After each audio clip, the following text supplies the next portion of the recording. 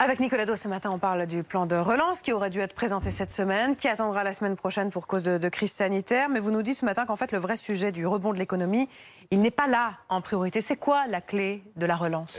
Ce sujet, il est dans deux chiffres. Le premier, c'est pratiquement 500 milliards d'euros. C'est le montant de tout l'argent des Français qui dort sur les comptes courants.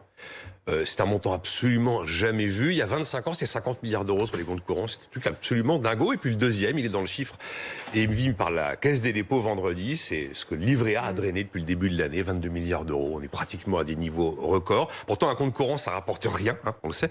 Et même le taux de rémunération du livret A aujourd'hui est excessivement bas. Il est historiquement bas. Eh bien, malgré tout, on voit bien que c'est l'épargne qui l'emporte très largement, de précaution d'ailleurs, sur la consommation. Alors, pourquoi l'épargne, c'est justement la clé de la relance? La consommation, si vous voulez, c'est pas un moteur d'activité. C'est très important dans le montant total de la richesse nationale, mais c'est pas un accélérateur de croissance. Ce qui va accélérer l'activité, c'est l'investissement, on le sait. Seulement avec une consommation qui ne retrouvera pas son niveau normal, on aura beaucoup de difficultés à retrouver l'activité traditionnelle, habituelle.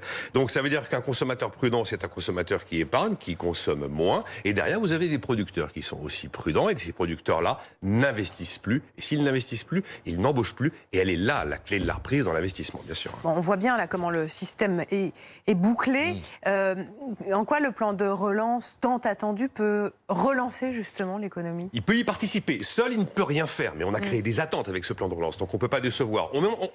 La relance seule, ça fonctionne pas. On a déjà mis pas mal d'argent sur la table. Hein. On a mis 150 milliards d'euros quand même au terme des différentes lois de finances rectificatives. On voit que le rebond de l'activité il s'est tassé cet été, que la croissance a reculé de pratiquement 14% au deuxième trimestre et que le nombre de plans sociaux dans les entreprises tend à exploser depuis le mois de mars. La hausse est de 40%. Donc seul le plan de relance ne peut rien. Mais si les éléments qu'il contient parviennent à recréer un peu de confiance chez le consommateur, il consommera. Et chez le producteur, il investira. Qu'est-ce qu'attendent les premiers? Clairement, qu'on leur promette qu'il n'y aura pas de hausse d'impôts.